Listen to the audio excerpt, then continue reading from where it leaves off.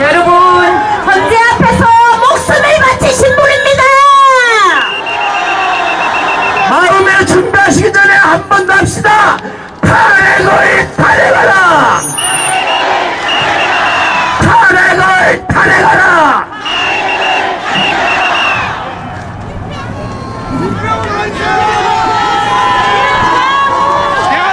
국기 강하게 흔들어 드립시다.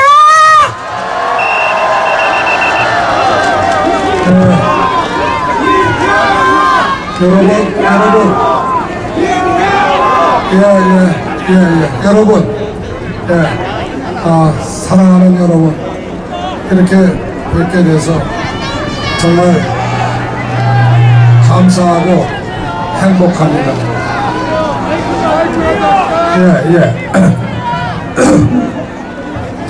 마이크 잘 들려요?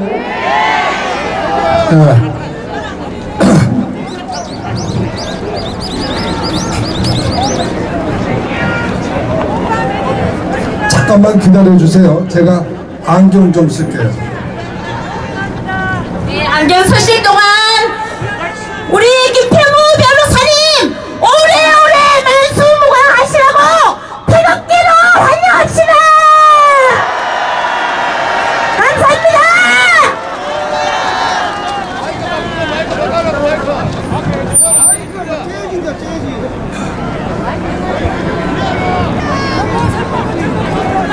사랑하는 법치와 애국의 부산 경남 시민 여러분, 조갑제 딱함의 탄핵을 탄핵한다, 이 책을 쓴 김평우 변호사입니다. 그리고 지난 2월 22일과 2월 27일 두 번에 걸쳐 헌법재판소 법정에 나가 박근혜 대통령님은 아무런 죄가 없고 오히려 국회의 2016년 12월 9일자 탄핵소추야말로 헌법과 법률에 위반됨은 물론 고의적인 대국민 대헌법재판소 사기이고 더 나아가 대한민국의 국신 자유민주 법치를 완전히 짓밟은 대역 범죄임을 역설한 박근혜 대통령님의 자랑스러운 변호인입니다.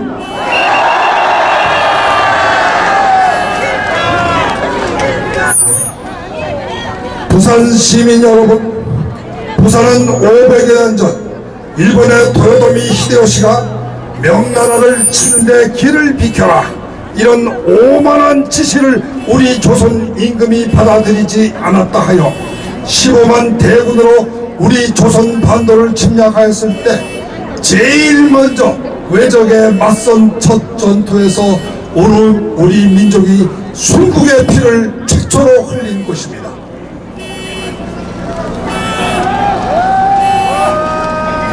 이순신 장군께서 왜군을 대파하는 첫 승리를 거두어 전쟁의 흐름을 바꾸신 곳도 바로 이 가덕 앞바다입니다. 그뿐이 아닙니다.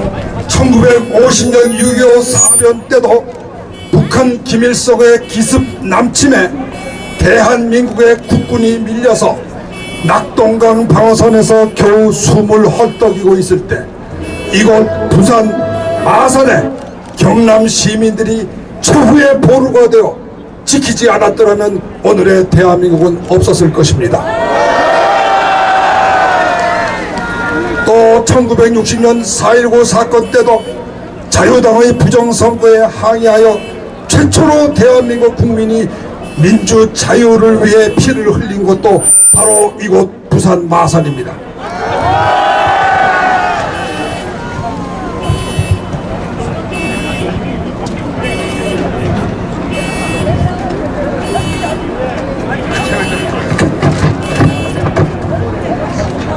저 개인적으로는 피난국민학교 생활 3년을 이곳에서 보냈고 군 법무관 생활 1년 반을 군수기지 사령부에서 보냈습니다. 제가 가장 사랑하는 누님과 어릴 적의 친구 이혜인 수녀가 이곳에서 살고 있습니다. 이런 뜻깊은 곳에서 여러분에게 이 나라의 향후 명운을 좌우할 박근혜 대통령 탄핵 심판 사건의 선고를 하루 앞두고 애국 시민 앞에서 연설을 하게 되어 저는 정말 행복합니다.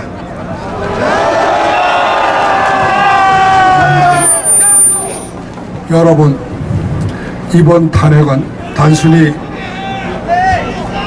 박근혜 대통령 개인에 대한 탄핵이 아닙니다. 이번 탄핵은 대한민국의 국시, 자유, 민주, 법치를 완전히 짓밟고 민주, 민족, 민중의 삼민주의, 즉 김일성의 주체 사상으로 대한민국의 국시를 바꾸려는 반역 세력들의 대한민국 국시에 대한 도전입니다. 또한 여성 대통령의 자유와 인격, 프라이버시를 완전히 무시하고 인격 살인을 서슴지 않은 인간성에 대한 도전입니다. 더 나아가 자신들은 직권남용, 강요, 뇌물의 더러운 범죄를 잔뜩 저지른 그 더러운 손으로 대한민국 역사상 유일하게 아무런 스캔들 없이 가장 깨끗한 박근혜 대통령님을 이 세상의 가장 더러운 인간으로 만들어 발가벗기고 돌을 던지는 것, 이것이 바로 이건 2016년 12월 9일 국회가 저지른 탄핵 소추입니다.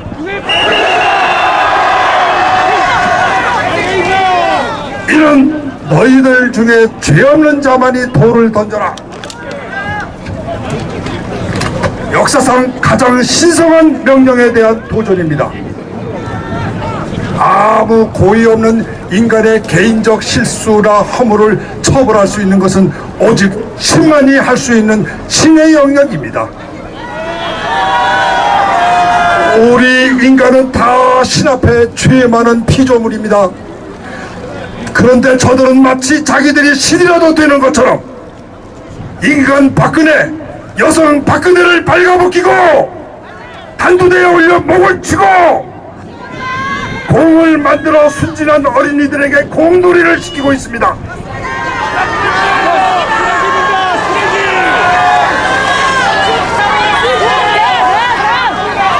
이것은 북한에서 하는 짓입니다.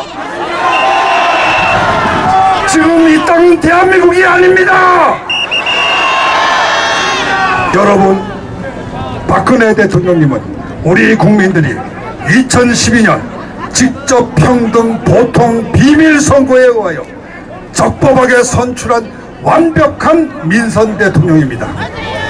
이 완벽하고 깨끗한 대통령을 대통령직에서 쫓아내고 생명까지 빼앗으려는 사람들, 저들이 과연 대한민국 국민입니까?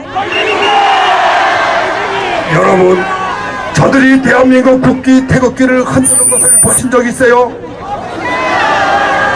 요즘 저들이 가끔 들고 나오는 건 태극기에 노란 리본을 단 리본 태극기입니다. 여러분, 이건 세월호 국가의 깃발이지 대한민국 태극기가 아닙니다. 그래, 세월호 피해자 300여 명이 대한민국 국민 5천만보다 더 중요하단 말입니까? 여러분, 세월호 사고가 북한에서 일어났으면 피해 보상금이 얼마였을까요? 한 푼도 없을 겁니다. 저들이 대한민국 국민이기 때문에 우리 대한민국 국민들이 8억이란 거금을 준 거 아닙니까? 그런데 저들이 한 번이라도 우리 국민들에게 고맙다,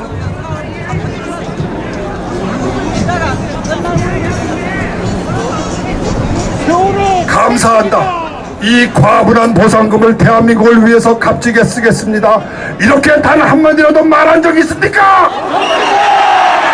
나는 감히 묻겠습니다. 세월호 유족들에게 더 많은 보상과 특전을 주어야 한다고 외치는 저들은 과연 대한민국 국민들 맞습니까? 당신들의 정체는 무엇입니까?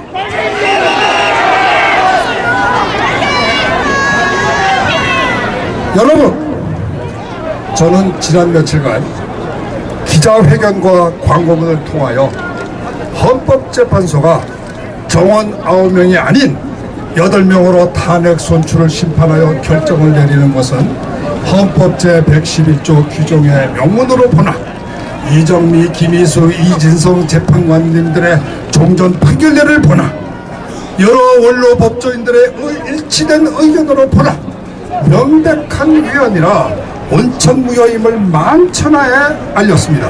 맞습니다. 지금까지 이 점에 대해 아니다, 합헌이다, 유효하다 이렇게 말한 법률가는 단 한 사람도 존재하지 않습니다.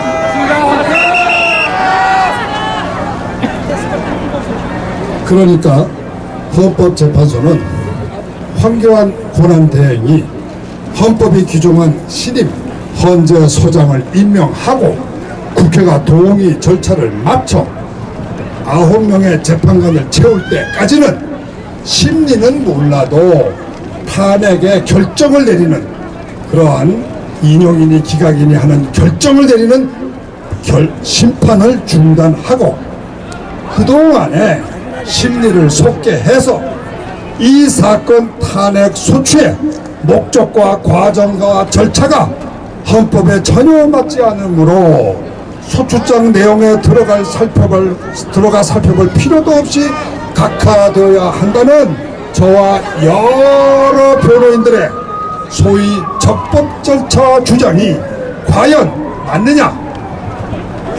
아니면 국회 소추 의결 절차에는 아무런 하자가 없다는 법무부의 회신과 강인원 헌재 주심 판사님의 상반된 의견이 맞는지 이 점에 대하여 양측에서 제시하는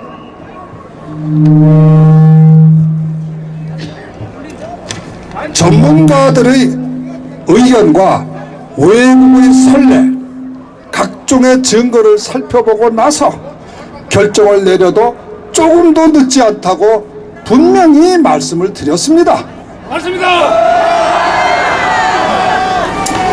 법정 재판 기일은 180일이니까 아직 반도 안 지났어요. 맞습니다.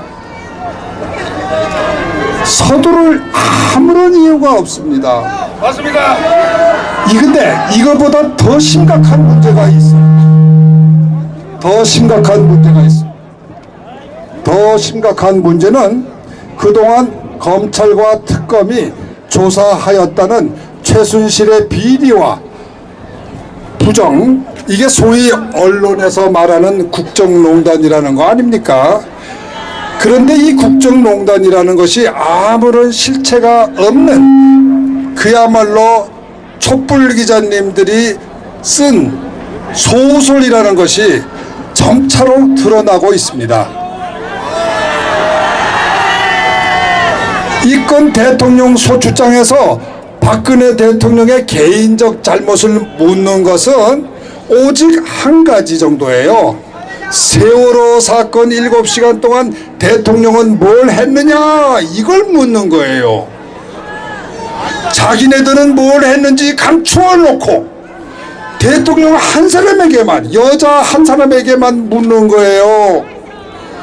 자기네들은 7시간 동안에 술을 먹었는지 무엇을 했는지 어떻게 알아요? 너무나 뻔뻔한 사람들이에요. 그런데 그거 빼고 나머지란 건 전부 다 최순실의 소위 국정농단이라는 것에 대해서 대통령이 관여했다, 소위 연대 책임을 묻는 겁니다. 이런 연대 책임은 우리나라 헌법에는 없어요. 없어. 민사 책임에서는 있어도 보증서, 연대 보증서 써줬을 때 민사 책임에는 있어요. 그러나 형사 책임이 보증서 쓰는 겁니까? 아닙니다. 박근혜 대통령이 최순실에 대해서 책임지겠다고 연대 각서 썼어요? 써도 무효인데 쓴 적도 없어요.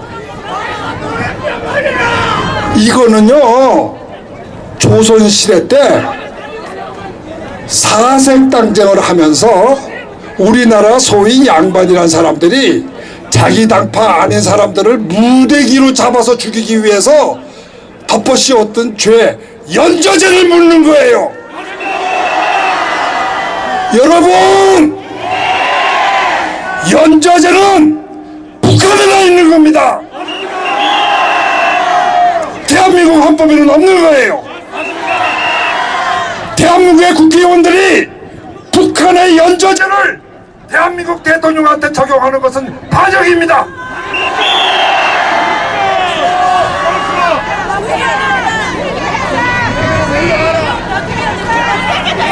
최순실의 비리 부정에 대한 판단이 내려지지 않고는 박 대통령에 대한 이건 탄핵 소추는 올바른 결정이 나올 수 없지 않겠어요?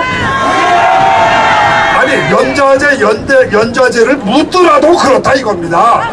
제 말은 연좌제를 못 묻는 거니까 처음부터 소추한 건 잘못이지만 100%를 양보해서 그래 좀 책임을 좀 조금이라도 먼저 찾고 싶다면 그래도 염치가 있어야지.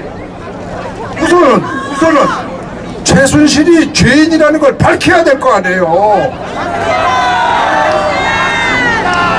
최순실의 죄를 밝혀야 지네들 말대로 북한 형법을 적용해서 연대 책임을 묻든지 조선시대 형법을 적용해서 연좌 책임을 묻든지 해야 될 거 아니에요. 그런데 최순실의 비리가 지금 유죄로 판결 났습니까? 지금 최순실의 비리는 말이죠, 고영태 일당에 무슨 온갖 조작이라는 사실이 하나씩 드러나고 있어요. 맞습니다. 그렇죠? 여러분, 여기 저 조갑재 선생님 오셨는데 조갑재 선생님 나중에 말씀 한번 들어보세요.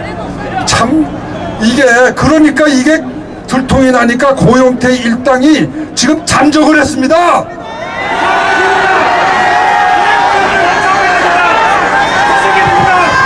고영태가 지금 외국에 도망가가 있습니다, 여러분. 자, 그러면 대한민국의 검찰과 법원이 해야 될 일은 뭡니까? 고영태를 잡아서 인터폴에 연락을 해서 고영태 일당을 잡아서 법정에 세워서 진실을 들어야 될 거 아닙니까? 지금 형사법원은 이 딜레마에 빠져서 재판을 못하고 있지 않습니까? 그런데 형사법원도 아닌 헌법재판소가 고영태 일당이 유죄라는 전제에서만 책임을 물을 수 있는 박근혜 대통령에 대한 탄핵 심판 사건을 결론을 내리겠다는 거예요.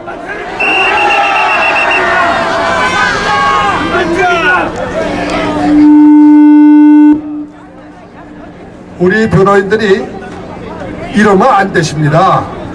아유, 저 고영태 일당 좀 잡을 때까지 좀 기다려서 했더니 판사님 말씀이 강일원 재판관이가 이정민 재판관 하시는 말씀이 소환장을 띄웠는데 그 소환장이 되돌아왔어요. 이거 송달불능입니다. 자꾸 이렇게 송달불능인 재판을 자꾸 하자 그러면 어떻게 해요? 이러면서 모든 증거 신청을 그날로 전부 기각을 했습니다. 녹음 파일 2,000개를 무시했습니다. 여러분 한번 들어보세요. 제 말 한번 들어보세요. 아니, 고영태 일당의 잠적이 그래 송달불능입니까?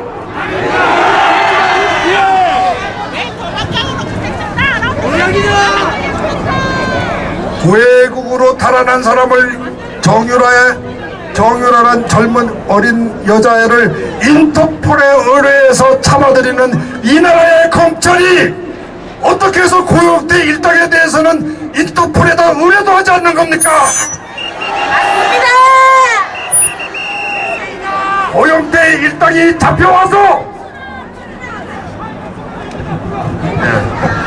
고용태 일당이 잡혀와서 그 진실이 드러날 때까지는 박근혜 대통령에 대한 탄핵 심판은 판결을 내릴 수 없어요. 물론 그러면 그동안에 박근혜 대통령께서는 유폐 생활이 계속되죠. 이거는 부당하죠. 여기에 대한 구제 방법은 우리 변호사들이 찾아보겠습니다. 내가 내려왔었구나. 하다못해 국제 엠네스티에 고발하시겠다는 분도 나왔습니다. 인권위원회, UN 인권위원회에 제소하시겠다는 분도 나왔습니다. 박근혜 대통령님이 이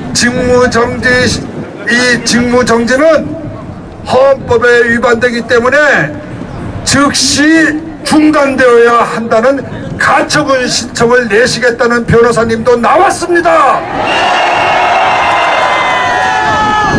여러분, 지금 말이죠,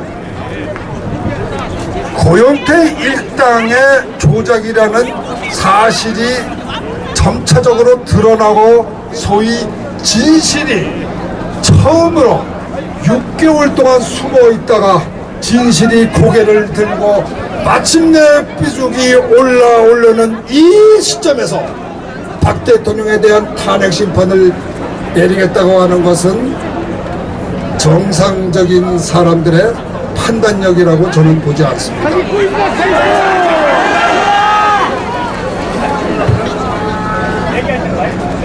최순실 비리 부정을 직접 재판하는 형사법원조차 진실을 가리지 못해 재판을 끝내지 못하고 있는데, 소위 그 공범자라고 하는 박근혜 대통령부터 그것도 형사법원이 아닌 헌법재판소에서 먼저 유죄 판결을 내리겠다? 이거야말로 상식을 벗어난 위험천만한 도박재판입니다. 자칫하면 헌법재판소의 자살골이 될 거예요. 그런데 이 나라 언론, 국회 지도층은 우리 국민들에게 무조건 헌재 판결에 승복해야 한다고 말하고 있습니다. 여러분, 지금 조중동 KBS 모든 뉴스를 들어보세요. 승복만이 남았다.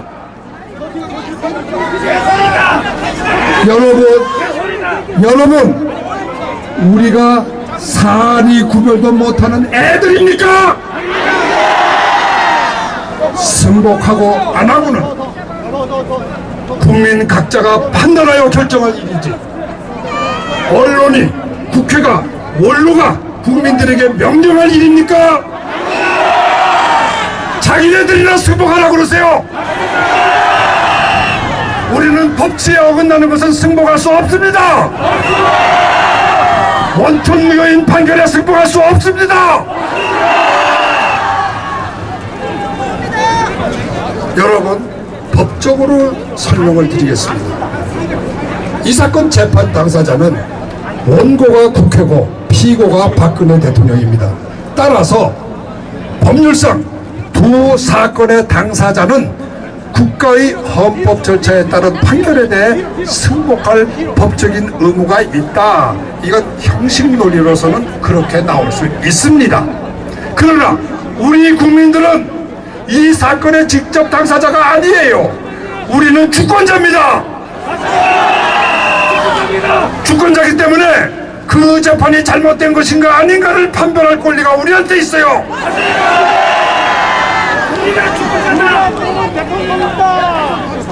주권자로서 그동안 이 나라 언론, 국회, 검찰, 법원에 대해서 그들이 정확한 증거와 정당한 절차를 거쳐서 재판했는가 안 했는가를 최종적으로 판단할 책임과 권리가 우리 국민들에게 있습니다. 저들은 헌법과 법률에 따라서 과연 자기네들에게 주어진 책무, 국민의 심부름을 제대로 했는가 안 했는가, 이제는 엎드려서 우리들의 심판을 받아야 합니다.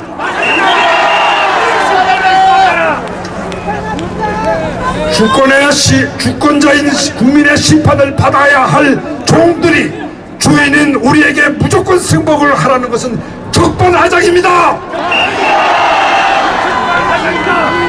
사랑하는 법치와 애국 시민 여러분, 지금 우리는 나라 잃은 백성입니다. 우리의 의사와 말을 대변해줄 언론이 없고, 우리의 재산을 지켜줄 국회가 없고, 우리의 자유와 신체 생명을 보호해줄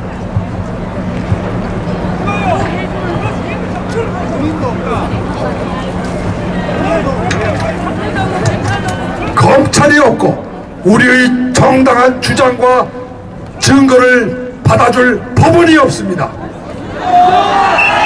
우리는 이제 다 같이 손을 잡고 일어나야 합니다. 오늘 이 순간 저와 함께 태극기를 흔들며 힘차게 선언합시다.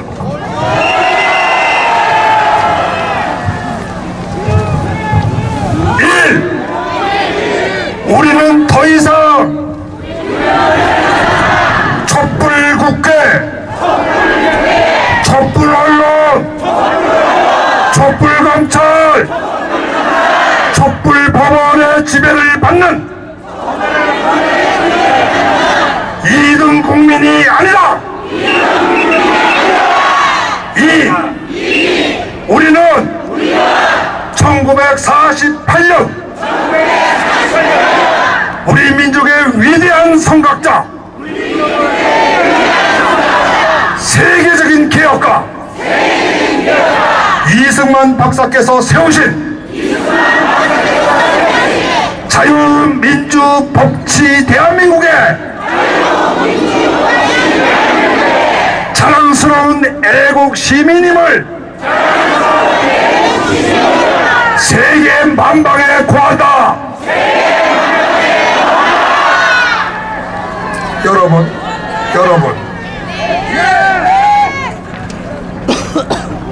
우리들의 지금 이 태극기 애국 집회는요, 탄핵 심판만으로 끝나는 것이 아닙니다. 우리들은 우리가 진정으로 이 나라의 주인이 될 그 순간까지 우리들의 투쟁과 행군은 계속되어야 합니다. 그래서 이 광장에 대한민국의 건국 대통령 이승만의 동상이 높이 서고, 그 앞에서 존경의 헌화가 매 시간 매분 계속되는 그 날, 그 순간이 올 때까지 우리의 투쟁은 계속되어야 합니다.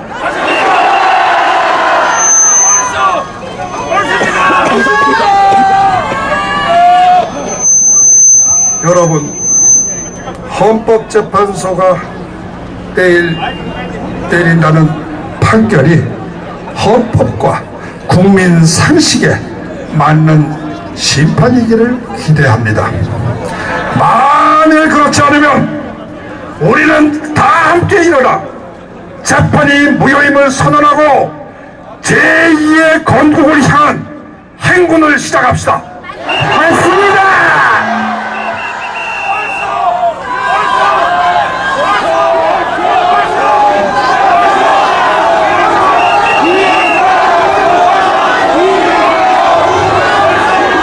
네, 감사합니다.